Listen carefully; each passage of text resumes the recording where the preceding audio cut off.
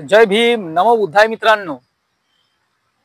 महाबोधी महाविहार हे बौद्धांची धरोहर आहे आणि तिथे मनुवादी ब्राह्मणांचा कब्जा आहे हे तुम्हाला आम्ही अनेक व्हिडिओतून सांगण्याचा प्रयत्न केला आहे मित्रांनो। अशाच पद्धतीने महाबोधी महाविहारासाठी अनेक लोकांनी आंदोलन चालू आहे मित्रांनो।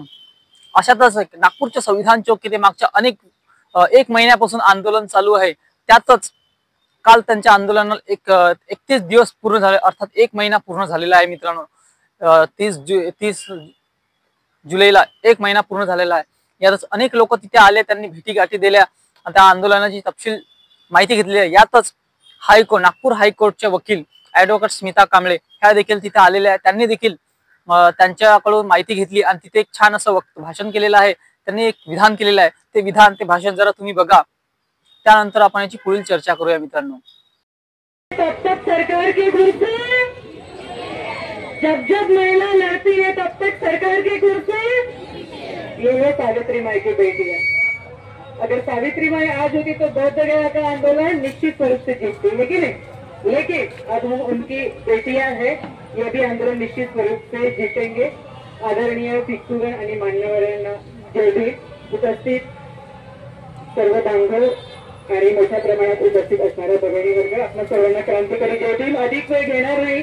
मला गणवीर काकांनी सांगितलं, कारण कुठलंही आंदोलन जेव्हा आपण करतो, म्हणजे समजा ह्याच भूमीवरती जवळपास एक महिना उषाताई आहे, आपल्या येथील सर्व सरुष्ट आहे, सगळ्या महिला याच्या साक्षीदार आहे, लगातार एक महिना आपण ईव्हीएम बॅनचं देखील आंदोलन लढवलं।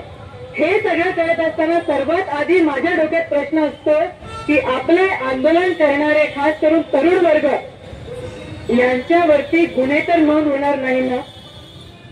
त्यांचं भविष्य, त्यांच्या करिअरचा प्रश्न असतो। मला असं वाटतं दीक्षाभूमीच्या संदर्भामध्ये अनेक आंदोलनकारी, जे आंदोलन झालं ते आंदोलनकारीची उपस्थित आहे, ज्यांच्यावरती अजूनही गुन्हे दाखल आहे आणि ते कोर्टाच्या चक्रा मारत आहे, त्यामधीलच एक गणवीर काका आहे।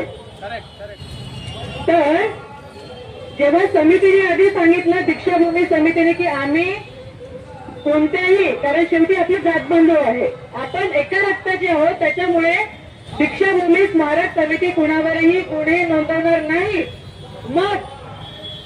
मग पोलीस यंत्रणाने का म्हणून गुन्हे नोंदविले, का हस्तक्षेप पोलीस यंत्रणेने केला? क्योंकि अगदी सोपं आहे। ज्या प्रकारे रामटेके दादांनी या ठिकाणी म्हटलं की ऐसा सीएम मैंने आज तक देखा नहीं।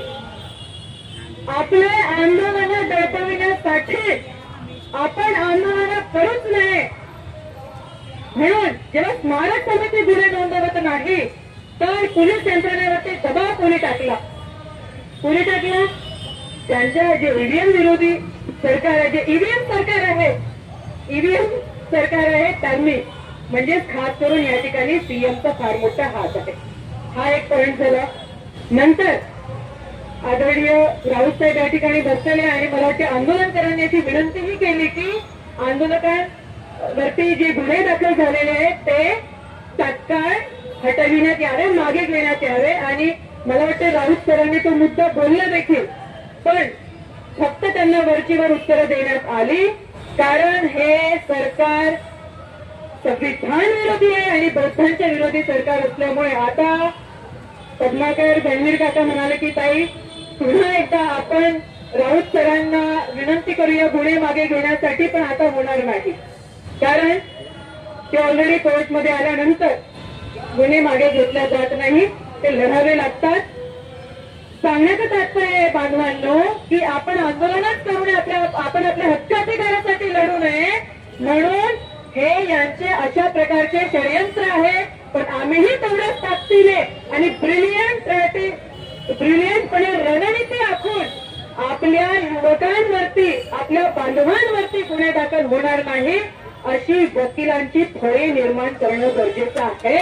बुलडोझरचा तुम्हाला मुद्दा माहिती असेल, बुलडोझरचा मुद्दा मुस्लिमांचं म्हणजे सुप्रीम कोर्टचा आदेश असताना की पाडू नये, ते असताना देखील बुलडोझर चालवण्यात आलं, बरोबर?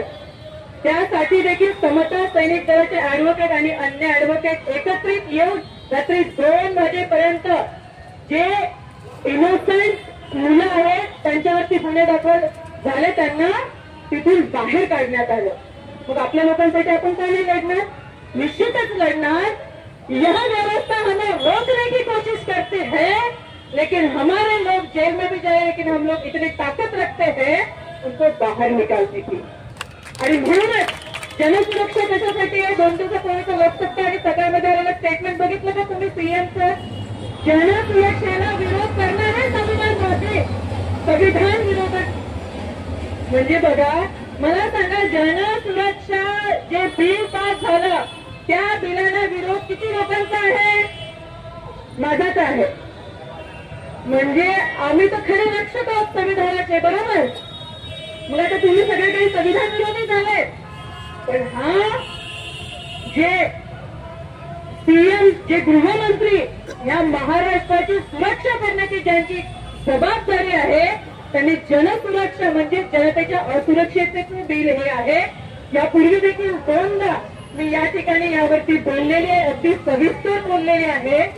आणि म्हणून आता जे मी फक्त 2 मिनिटांमध्ये पुन्हा एकदा प्रकाश टाकणार, कारण बौद्धगया आंदोलनाविषयी जवळपास 6 महिने झाले. म्हणजे माझ्या रिसर्चनुसार, म्हणजे जर एखादी विषय मला असं वाटते मी त्यामध्ये आणखी डीप वाचायला हवं, तर मी एक चिठुरा देखील सोडत नाही. आणि 6 महिन्यापासून चालत असलेलं हे आंदोलन,